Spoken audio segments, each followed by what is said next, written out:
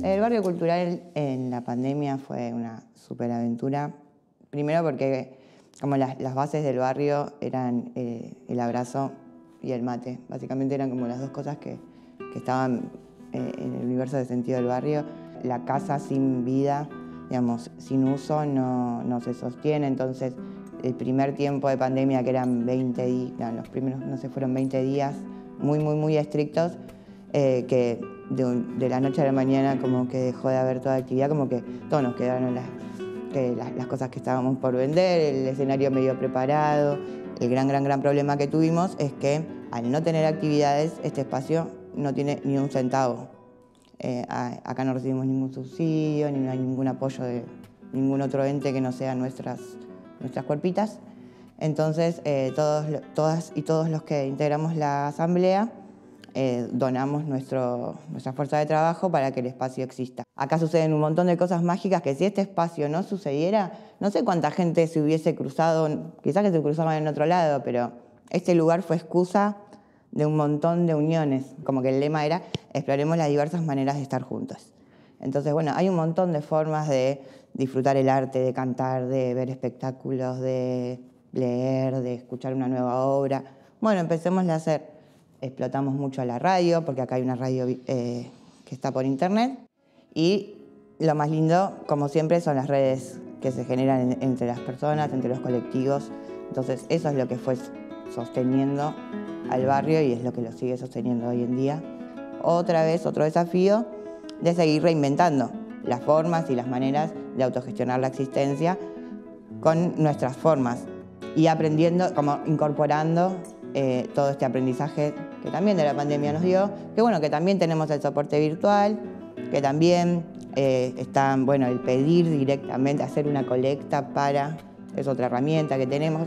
El Estado, y seguir reclamándole al Estado, porque es responsabilidad del Estado que existan espacios donde el arte se nuclee, donde el vecino y la vecina puedan encontrar nuevas formas de expresarse.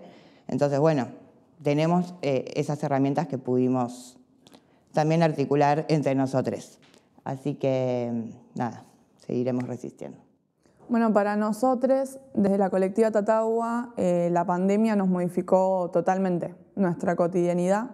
Por un lado, porque nos encargábamos, digamos, de acompañar y asesorar y escuchar las situaciones de las lesbianas, mujeres, trans, travestis, no binarias, bisexuales, de manera presencial, porque entendíamos y queríamos que estos acompañamientos fuesen de manera amorosa y lo más abrazante, digamos, para esas situaciones y para esos compañeros. Cuando se decreta la pandemia, tuvimos que cerrar, digamos, el dispositivo presencial y empezamos solamente a manejarnos en la virtualidad. Entonces, por un lado fue como, bueno, esta es la forma en la que lo podemos hacer ahora. No nos parecía que había que frenar por no poder hacerlo presencial porque, como decían las compas, las situaciones seguían estando.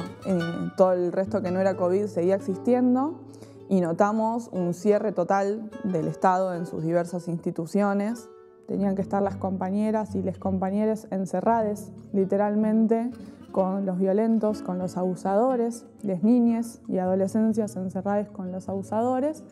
Y ahí, como el eslogan de quédate en casa, no contemplaba un montón de situaciones, ¿no? Primeramente, tener una casa. Y más allá de tener esa casa material, tener una casa que sea un hogar y que te proteja.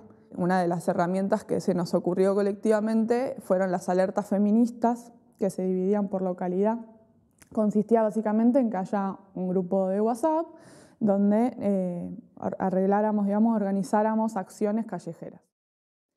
Cuando la pandemia comienza y se imposibilita la feria presencial, surge esta posibilidad de, bueno, armemos un grupo de feria popular feminista donde todo el mundo pueda entrar buscando y vendiendo, digamos, también. Hoy en día ese grupo tiene más de 5.000 personas, de diferentes zonas que ya sobrepasó, digamos, el conurbano, como el objetivo de poder tener un intercambio desde otro lugar, donde no sea solamente vendo y compro y no me importa el compañero que tengo al lado, sino que se empezaron a generar otras dinámicas sororas, amorosas también, de tener en cuenta al que tengo al lado y prestarnos atención, generar un cuidado colectivo de las niñeces, del tiempo que estamos dedicándonos a poder generar algo para el otro o la otra. Una compañera que sufría violencia de género y que fue despedida por haber tenido que faltar, digamos, a su trabajo, y ante el acompañamiento de sus compañeras y el reclamo, otra de ellas fue despedida. Y fue muy importante para el colectivo feminista que habita, digamos, la zona sur, poder acompañar esa lucha y que esas compañeras sean reincorporadas luego del reclamo colectivo, también marcando precedentes, ¿no? Como estamos atentas y estamos organizadas y no vamos a seguir permitiendo que avasallen nuestros derechos. Bueno, no sé si todas o todos saben cómo surgió la asamblea. La asamblea surge ante la falta de hormonas. Empezamos justo antes de que comenzara la pandemia, porque bueno, también con el sistema sanitario empezaron a haber faltantes, inicialmente todo lo que tenía que ver con testosterona, y después bueno, las compañeras también empezaron como a darse cuenta que también no estaban recibiendo bueno, los suministros necesarios como para que justamente podamos habitar quienes decidimos y lo deseamos plenamente nuestras identidades. Y empezamos bueno, a ir al Ministerio de Salud, empezamos a asamblear ahí.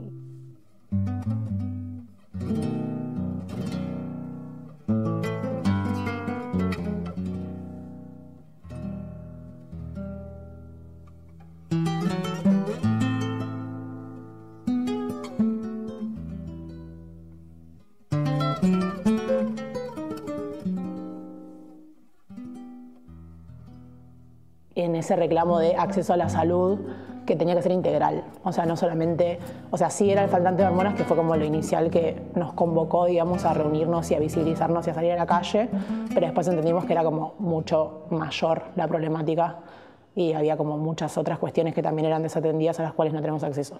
Bueno, muchos compas por no tener justamente un trabajo, por ende tampoco tienen una casa, entonces o viven con sus familias que sí tienen como la posibilidad de que no sean expulsadas de sus casas. También muchas veces son violentadas o gente que por ahí todavía no pudo como compartirlo con sus familias por miedo, porque no es el momento o lo que fuera. Y era un contexto bastante complejo como para ser trans, travesti o no binaria en una pandemia, viéndote justamente obligada a recluirte en tu casa. Qué costo tienen nuestras identidades y nuestros cuerpos en los barrios y cuán necesario es el apañe.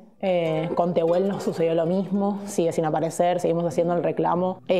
Más que nada fue sí o sí esto, no dejar de salir a la calle porque hay necesidades que son urgentes y que no se puede esperar como a un contexto óptimo. Y después esto sí, la organización a través de la virtualidad, pero sin perder de vista como la falta que nos sigue haciendo como ese encuentro frente a por ahí no poder habitar un hogar, no tenerlo, y también como, bueno, nuestros propios colectivos o nuestras propias, tengo como una cuestión particular con la palabra familia, pero como esto, ¿no? La familia elegida o la familia no elegida, y como nuestras grupalidades que muchas veces nos significan refugio frente a este mundo.